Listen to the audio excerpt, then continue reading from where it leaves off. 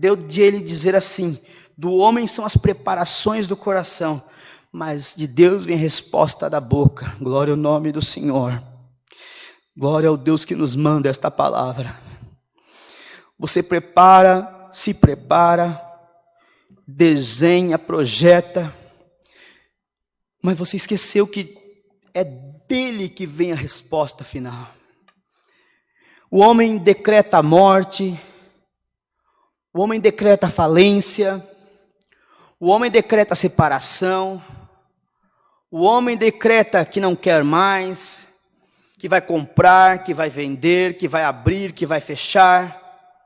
O homem decreta várias coisas. O homem desenha várias coisas. Mas irmãos e também irmãs, se a última palavra não for do nosso Senhor e Salvador Jesus Cristo, nada vai acontecer. Glória ao nome do Senhor.